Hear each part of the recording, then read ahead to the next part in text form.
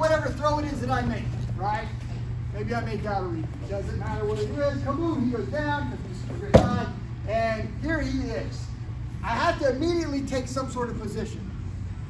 From any kind of throw that he lands directly in front of you and makes a T, right? His feet are the head going that way, my body going this way. I can easily try knee on. That's an option. The second option looks a lot like knee on as I go down this way and I look for side control. That makes sense, okay? I make the throw. I could easily go here and then move over quickly and get to the mount, or I could do the opposite of the mount, okay? I go down and then I move from here. And I move into north and south position. So these are just some options where you move. All right. Whatever you're doing, know why you're in that position and what you're going to do. Okay? So I throw him. I end up with an arm. I go here. What should I probably attack? That makes sense. I could also lift him and I could move for the back or I could do something else. But this is here. I should probably just go ahead and move to the arm lock. Okay? I decide I'm here and I hit and I end up in this position. What should I probably attack? That arm. Probably this arm, right? Probably I'm gonna go for either Americana or I'm gonna go for Kimura lock, right? Whichever one satisfies my immediate bloodlust, that's what I'm going for, okay? If I decide that I'm gonna knee slice over into him here, I still have control of this arm, I can still attack it, right? However it is that I want. I could go here, I could pull up and make Ezekiel choke.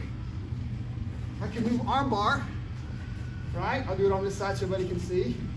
If I've got control of this, right? This becomes Ezekiel choke, right? Here's my arm bar. Here's my Americana. And likewise, if I'm here, I could push this down in Kimura lock, okay? So where I land, I should immediately seize the arm, or maybe look for a choke. That is your drill. I want you to try your favorite position with an immediate attack on an arm or a choke. If you go for a knee on with the leg side, you should immediately attack the legs. This is going to be, if his head is here, an arm side, okay? All right, have some fun. I just threw him, and if I could throw him and land in my throw on him, right now I'm starting to control his body. However that is that I'm doing that. Right? All of these positions are super good to help me control him, okay? Make sense? All right. There are times when you're going to want to stay in the mount, okay? If I start seeking a choke, right, I could fight this from the mount, right? He pushes my elbow, which stops he pushes hard on that elbow, which stops this choke. Now, how do I do something that makes sense so that I can get back in control? At this point, I've got braced, but now look, there's a hole right here. He's going to start to shrimp through that hole. Get his knee in, get your knee in the hole. There you go. Now, he starts to spin on me, and he wants to get into the mount if he can. If he gets into the mount, he can use his legs, and I can't choke him, right? He pulls me away with his legs, right? And I'm kind of in this, now I'm way too long, because I want to be close to make the choke, all right? So, depending on what's starting to happen, I seek this choke, he starts immediately thinking defense, right? I can just turn and go over the top this way. So I go from a front paper cutter kind of choke, he starts pushing hard on that elbow. Now watch. I just go on top here, and now I'm going to hold, and I'm going to turn my hand this way so that it bends. Right? He pushes hard, I turn, and now look where my choke is. Right? I can make this choke, and I just choke it this way. All right? So he does this, I do this, which sets up the next choke. Does that make sense? Yes, sir. Now we can also try to change position. Maybe I want to get cross choke, he pushes both elbows, right? Now, if I do this, I lose the choke, so it doesn't follow the same pattern. Paper cutter, I can do that and basically rotate my hand to a one up and one down. Once I've got this locked in, if I try to do this and he's controlling the elbows, basically I'm now choking nothing. He bridges and he escapes. Let's see what that looks like. So I go here, I try to make the choke, right? I try to push down and I lean forward, he bridges me. Now, as long as he can get posture, I can't choke him. If he's foolish enough to put his head close to me, I pull him in, I choke him anyway. Does that make sense? Sir. All right. So I want you to fiddle with some of these chokes and see if that you can make it.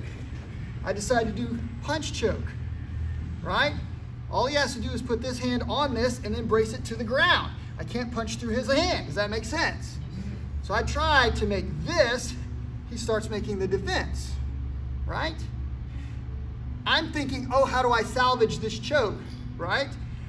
It's in a pretty good position. I just switch hands to this and then I go to here. Now I am set up for a bow and arrow choke. Okay? So let's kind of look at that. Here I am. I'm pushing. He's making his defense. He pushes against. Right? I try to salvage the choke by changing hands. I'm going to go ahead and use this hand to move his hand. Watch. Now, once I make this grip, I lift him up and I make the choke. Does it see how I'm trying to go from one thing to the next thing, from here to here? Try that, just play with a couple of chokes from the mount position and let them defend in the natural way that we've been taught. And if you have questions, how do I stop this choke? I'll come help you. Raise your hand. Thanks, sir. So one of my favorite chokes from this position is head and arm choke. But I'll tell you that I always set up the head and arm choke. I can do that from the mount, but I always execute it off to the side like scarf hold, okay? So the easiest way to remember is one of these elbows I must palm, okay? Doesn't matter which one. The opposite hand goes underneath the head, all right?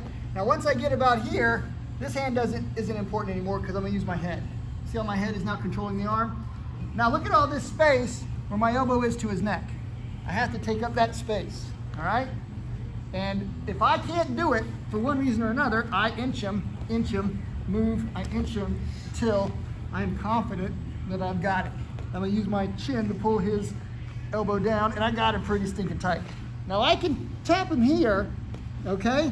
But once I make this move, watch, I lift him up and now I can get all that space. Now, I'm gonna try not to choke Mr. Fountain too bad, but I'm not just going to squeeze here. I'm gonna lift him off the ground this way, watch. Okay? So this body rocking motion up, seats that across his neck, and then pulls his head into the choke, like triangle choke. This, in fact, is called arm triangle. Most grapplers call this arm triangle rather than head and arm choke, okay? Judo, it's head and arm choke, all right, for the most part. Pretty cool? Sure. Remember this relationship and get to it quickly so that I can show you one more, okay? Sure. If I did head and arm this way, it would ultimately work if I could get the right position. Now, if he tucks his chin really hard, I got a neck cramp.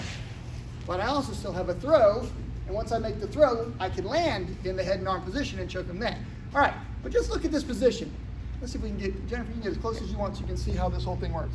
Remember that my arm is going to be across this side of his neck. His arm needs to be across this side of his neck when we're laying on the ground. The ground should be here, but we're doing this for a reason. This is the relationship that we want. Does that make sense? Yes, sir. Now, imagine this, but now I've got him in this position. This is now anaconda. You guys see how it's just the same idea, but upside down? Does it make sense? His arm is still choking him here, my arm is still choking him here, and my lock is now on this side of the body. All right, let me unlock this and hold. He stands up, and I move. Does it make sense? Yes, sir. All right, so the last trick that I want to show you, he's going to be on here. can't get to anaconda this way because this is the head and arm side. How do I get to anaconda? I just move. So I gotta move in a way that this arm gets stuck. Otherwise, I'm fighting with him, trying to get his arm down, and he's gonna spin on me and he's gonna take the guard. So I'm gonna show you what not to do. Don't do this. All right, I'm like, okay, I want anaconda, so I'm gonna move to north and south. All right, I'm gonna get there real clumsily. And then you're like, all right, now I gotta get his arm down. Now I gotta get this hand in a certain way. He's never gonna let you do that in a million years. By then, he's gonna have escaped and he's done a whole bunch of other stuff. So when I move, I entangle this arm, right? Much like I'm gonna do this one, right? Now watch, come across. This is now stuck. Everybody see how it's stuck? Mr. Fountain, can this elbow escape easily? No, sir. The shoulder's not real strong in this manner, by the way. So literally, I could probably hold him like this. Can you get that arm that way? He could probably outmuscle me if I'm just holding him gently. But once I get him here, he's got to move my body weight. I just move, right? Now, let's put over on this side. This is kind of the side control start. Does everybody agree that this arm's still pretty much trapped? I don't want him to get away, so I'm going to hold on to him. I want my elbow over the top this way. All right? Everybody see how he is? And then I lift up his head and I make the anaconda choke this side. This is the north and south position. Everybody see? And then if he puts this over his chin so that he can breathe, right? See how he's got his hand on his chin? Everybody can see his chin down there? Watch. I just push with my feet and I drive his elbow back down. Right, so I'm here, I drive, I lock, right? And then if I can't choke him, I'll definitely neck crank him. Neck crank or choke? Neck crank. I neck crank from there. The anaconda choke works really good once I get to a certain position. I gotta move up to here. Then I can choke him better. Because what I gotta do is I gotta get that. Hold on, let's think about that for a second. Didn't I say, we'll do it this side for Jennifer. Didn't I say, once I get here with head and arm choke, and I get to the side, that I can do this, but this is better? Isn't that what I'm doing from north and south? Right? Doesn't that make sense? I've got this under my armpit. I've lifted his head, right?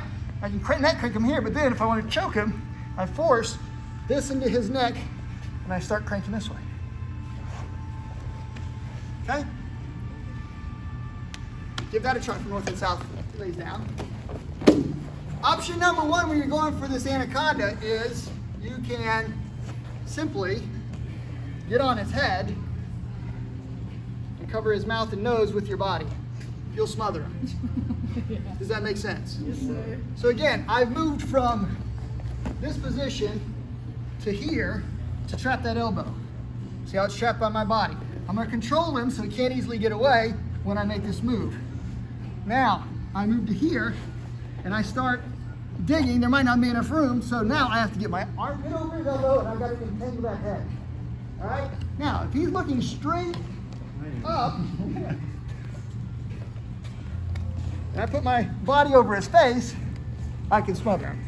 Would you agree? Yes. And he's got blue gi all over his mustache. All right, so there's a smothering technique just here. If I don't have the choke, or let's say he tucks his chin in somehow and I didn't get that out, when I crank this, it's gonna hurt his neck. Agreed? Agreed. All right, so if I notice that his chin is in there, I'm gonna do this with my body and I'm gonna get his chin down. You see I'm pulling his elbow away from his chin so that when I make the grip, I can really get in there. Now, can you breathe? Yeah. And are you being choked? No. And are you being neck cranked? No. So I've got him in a locked position. If all else fails, I can kind of hold him here, right? And then when I rotate my body up on him and I crank, he should choke. Cool? All right. We're basically out of time, but let's talk about one more relationship from the mouth.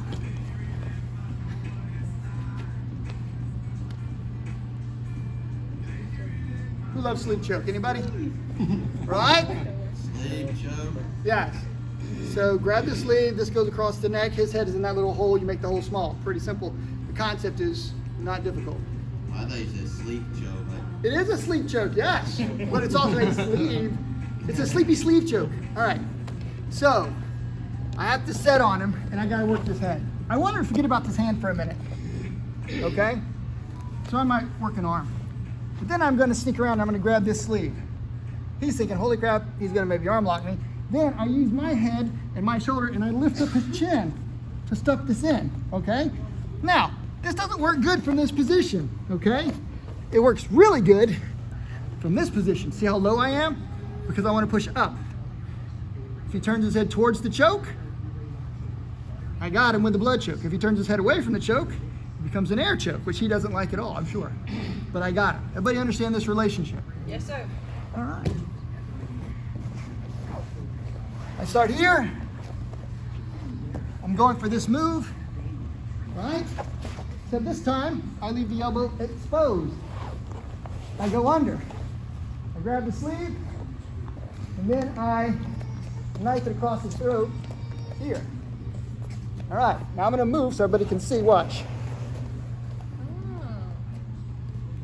Now remember, this doesn't work, but once I'm on him, I close the loop. See how he's like in a headlock? Yeah. All right, so I'm here, and I knife this across.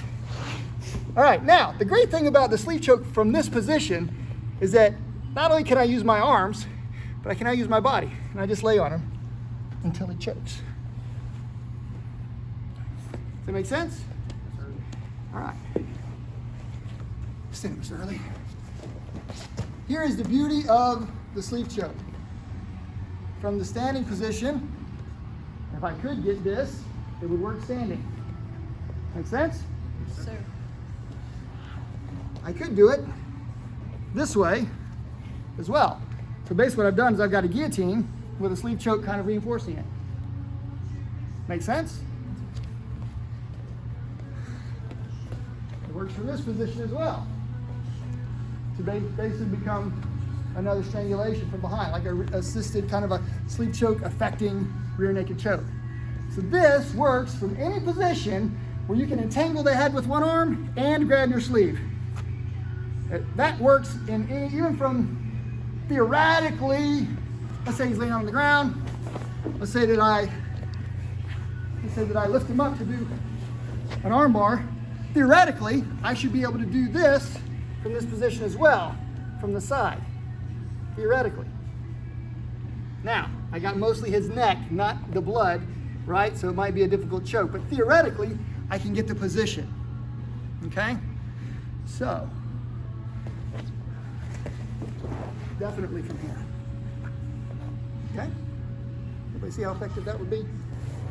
All right, guys, the lesson that I hope you guys picked up was there's a relationship from where I am and when they make defense, where I can go. And you could be able to do something from the mount, the side control, and north and south. All you're doing is moving around his head to the next position. There are similar chokes, whether they're a paper cutter, a sleeve choke, an anaconda choke, very similar, moving position to position. Likewise, there are some arm locks that will work from various different positions as well. The big one that's tricky is going to be neon. Neon, you've got an arm lock and a leg lock for the most part. You don't have access to the neck, you're too far away. Cool? Cool. All right. Good job. Thank you, Mr. Hurley. All right, let's line up.